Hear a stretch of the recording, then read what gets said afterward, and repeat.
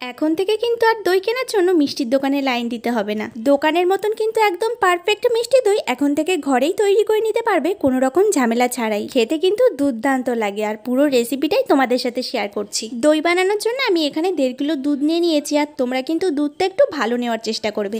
গরুর দুধ হলে কিন্তু সব থেকে বেশি ভালো হয়, তবে সবসময় সেটা পাওয়া যায় না, সেই কারণে এরকম প্যাকেটের দুধ দিয়ে কিন্তু আমি তৈরি করছি। দুধটা কড়াইয়ের মধ্যে দিয়ে ভালো করে কিন্তু জ্বালিয়ে নিলাম। এবার এর মধ্যে কয়েক টুকরো এলাচ একটু থেতো করে দিয়ে দিয়েছি। ওই ফোটানো দুধ থেকে 2 হাতা দুধ তুলে একটা বাটির মধ্যে নিয়ে নিলাম। আর তার মধ্যে কয়েক চামচ পাউডার দুধ দিয়ে দেখো ভালো করে মিশিয়ে নিলাম।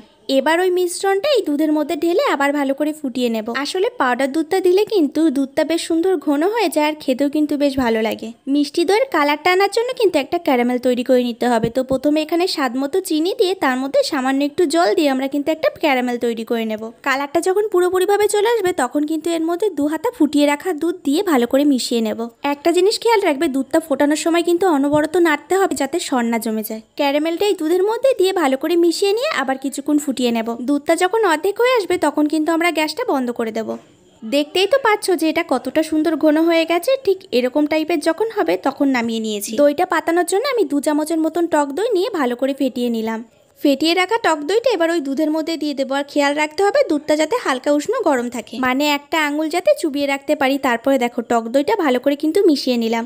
এরপর কিন্তু তোমরা একটা ছাঁকনির সাহায্যে ছেঁকে নিতে পারো যাতে কোনো রকম দানাভাব না থাকে। এদিকে যেই মাটির হাঁড়িতে দইটা পাতাবো তার ভেতর দিক দিয়ে কিন্তু হালকা করে একটু টক দই ব্রাশ করে দিলাম।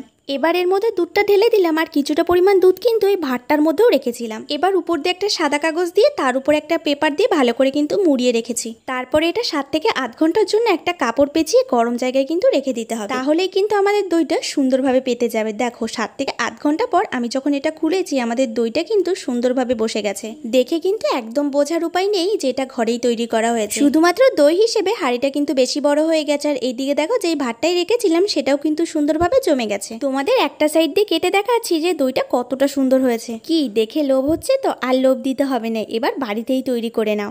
আর দইটা কিন্তু দেখে বোঝার উপায় নেই যে এটা ঘরে তৈরি করা হয়েছে, মনে হচ্ছে পুরো দোকান থেকেই আনা হয়েছে।